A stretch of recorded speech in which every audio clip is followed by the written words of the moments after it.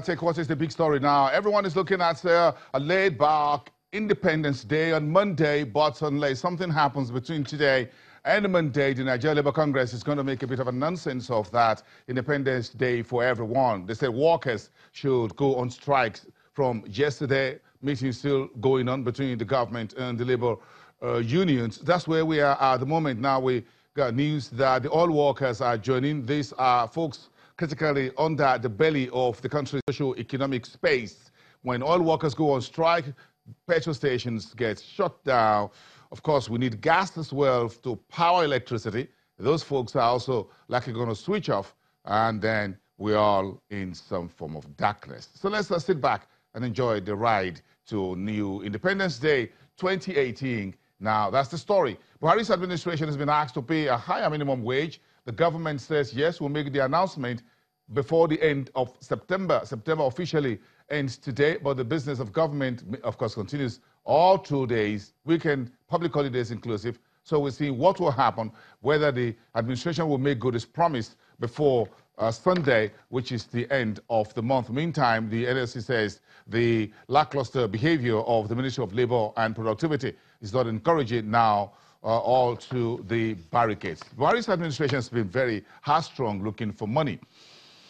Right now, the monthly wage bill at the federal level is more than 200 billion a month. Nigeria is producing less oil than expected. Oil prices going up. Positive news, the downside, you have under recovery hundreds of billions carried by the NNPC. So there's no cash. So what does the administration do? Right now, of course, the National Assembly doors still shut, and there's no approval there on budgetary releases as far as that is concerned on the legislative side. The government is going ahead to sell down on some of its shares in some entities with the hope of raising some money at the time of a very strong political whirlwind. Welcome to the end of September, and let's welcome the new month in just a few days from now. That'll be bright and early on Monday. It's a time to think through the journey through the last 58 years of independence. 2 years more, and when that magical year of 2020.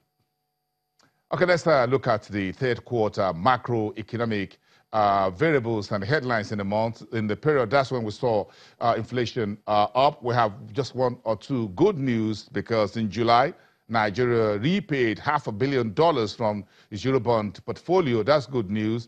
And of course, as you may have seen on Twitter already, it's not often that you hear good news from Nigeria about repaying its bond, but that happened in July. That's one good news. Of course, it's also good news for investors if you are buying Naira papers in bond and treasuries, because you're getting more, because the government is borrowing more.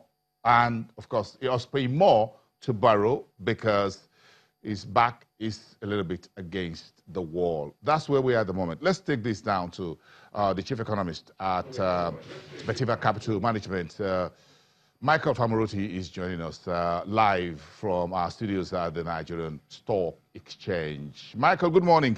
Despite the inclement weather very early today and the NLC strike, I'm sure that is beginning to impact a bit of what we do, but let's try and keep it as business as usual here. Give us a sense of all the big stories that you think make the headlines in the third quarter we're rounding off today. Morning, boss. Pleasure to be here. I was listening to you earlier run through some of the major stories, and I don't think you can go beyond two things that happened this month.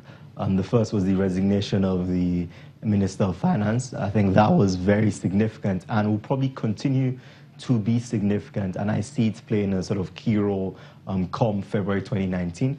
But I also see the activity around Skybank, come Polaris Bank, as a pretty significant development, right? It's something that had been brewing since, say, 2015, 2016, and I hope marks the end of a particularly tough chapter for the Nigerian banking industry, and I hope come 2019, we're looking at a cleaner and more solvent and liquid banking sector with the NPL challenges and so on mainly behind us. I think those are the two real things that stand out that I guess happened relatively recently, actually. Yes, just as about we're grabbing our cup of coffee and we're just about to say, wow, oof, what a month and what a quarter. Then we got the notification, which the central bank gave about 2 days ago, that 154 microfinance banks are going down. Of course, a few of them had already surrendered their license to the regulator and saying, sorry, we're going for voluntary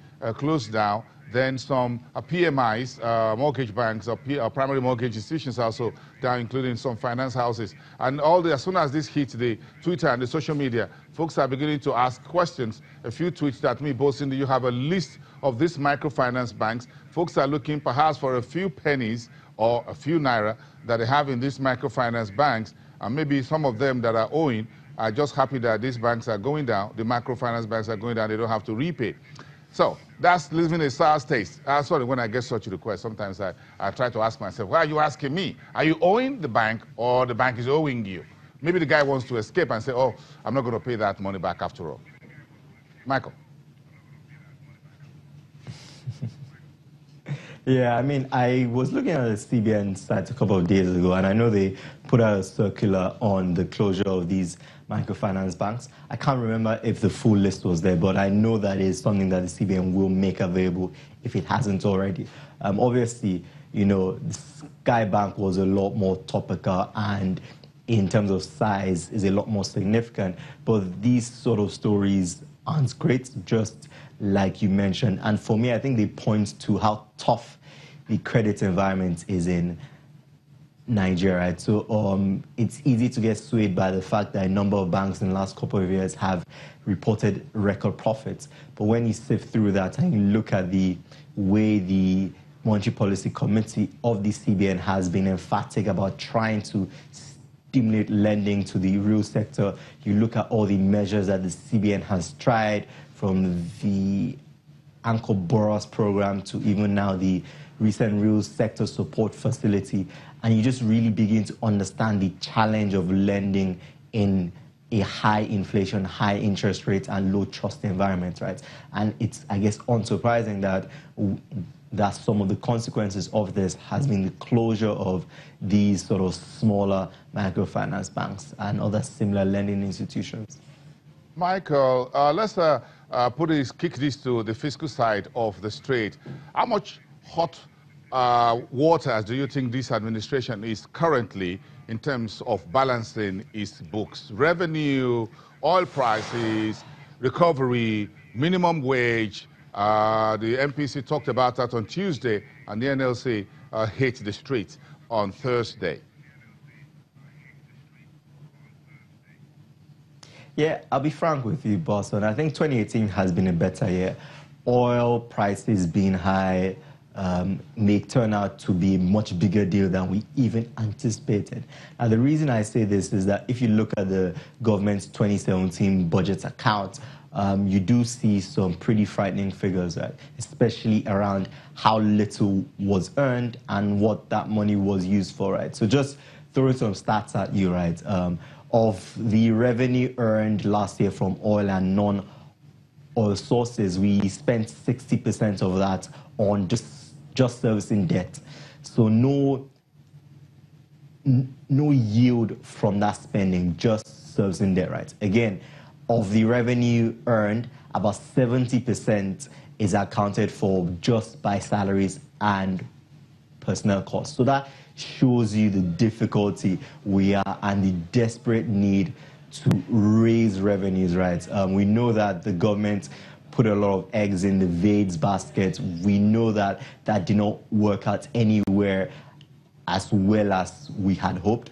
And it's really a case of going back to the drawing board to figure out ways of boosting revenues, because this whole strike issue has again further highlighted the near impossibility of reducing personnel costs, which, you know, still remain too high for the efficiency of our governments, frankly.